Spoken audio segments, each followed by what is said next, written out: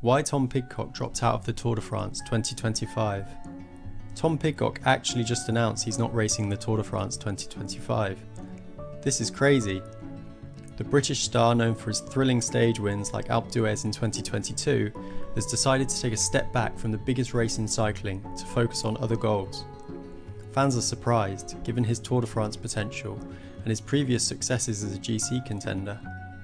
In an interview with BBC Sport, Pidcock expressed his perspective. "I'm happy I've got a year out from it. When I come back, it'll be with a refreshed energy." This decision comes amid a big transition for Pidcock. After parting ways with Ineos Grenadiers, where he spent his formative years as a pro, he joined the up-and-coming Q36.5 pro cycling team. The move represents a fresh chapter for the 25-year-old as he shifts his priorities towards one-day classics and select stage races rather than the 3-week grind of Grand Tours. Since joining Q36.5, Pidcock has been adjusting to the new team dynamic and equipment. Known for its focus on cutting-edge technology and rider support, Q36.5 seems like an ideal fit for his ambitious goals. The team is offering him the freedom to focus on building a more targeted race calendar, and he's already gelling with his new teammates. While fans will miss him at the 2025 Tour, his future looks just as exciting. Tom Pidcock's recent decision to skip the 2025 Tour de France has elicited a range of reactions from the cycling community. Reflecting on his departure from Ineos, Pidcock noted, "It just didn't go how it should have at Ineos, and not how I envisioned it. The solution we came to together was to terminate the contract. It was the best decision." Cycling analyst Finn Major commented on Pidcock's plans. In a significant announcement, Tom Pidcock has revealed that he will not participate in the 2025 Tour de France, explaining his intention to take a year off from the prestigious race and return stronger in 2026. Additionally, Pidcock acknowledged the challenges ahead with his new team, Q36.5. "We don't have full control over the calendar. We have to get invited to races, but in theory, we should have all the races that I want to do." These insights shed light on Pidcock's strategic decision to focus on other objectives in the upcoming season, aiming for a strong comeback in the 2026 Tour. While his official explanation cites the desire to return refreshed in 2026, many suspect the move stems from deeper concerns, primarily linked to his recent team change and its impact on his fitness and race readiness. Let's delve into the theories surrounding his shocking announcement. Theory 1. The team change and its impact. Pidcock's move from Ineos Grenadiers, a powerhouse with a well-oiled system, to Q36.5 pro cycling team, an up-and-coming outfit, has been viewed as a risky transition.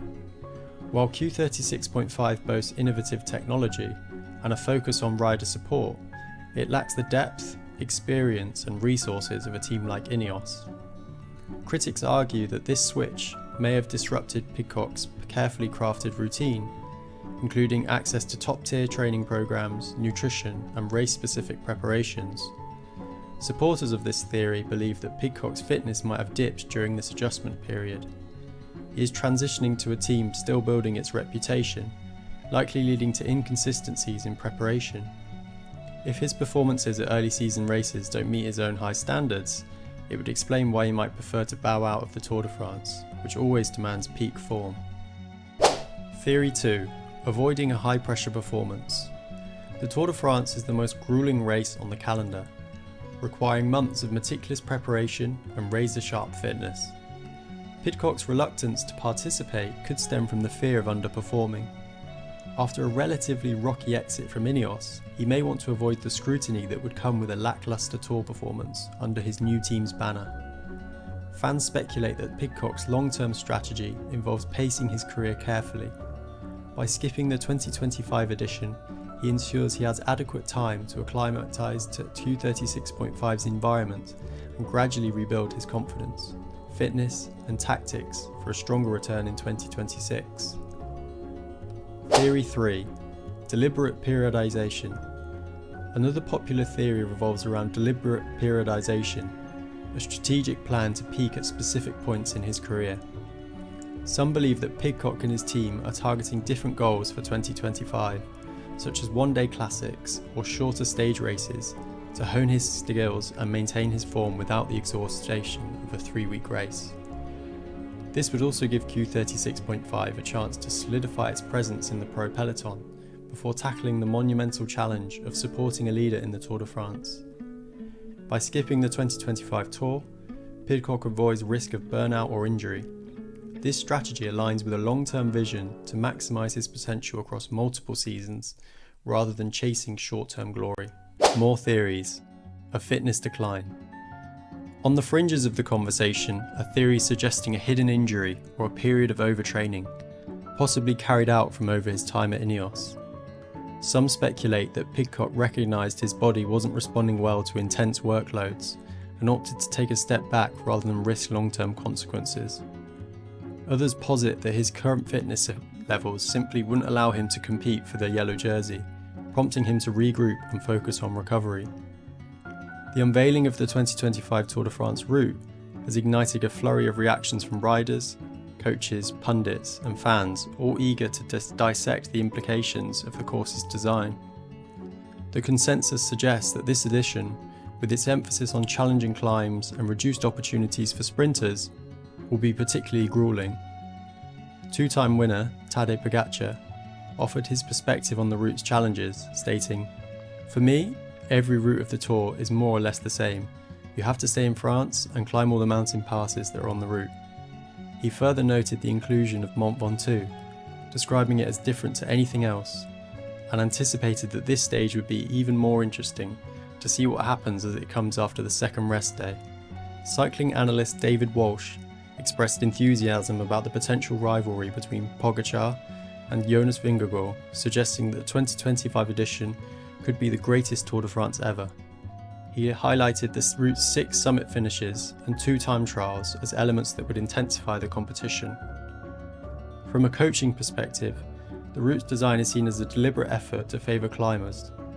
An article in Le Monde noted that the 2025 Tour fera la part belle aux grimpeurs, indicating a course that will challenge even the most adept mountain riders. Fans have taken to platforms like Reddit to share their insights, with one user observing, "Looks like they significantly reduced the number of pure sprint stages. Even many flat stages have a lot of short ramps in the finale." The course's return to iconic climbs such as Mont Ventoux and the Col de la Loze has been a focal point of discussion.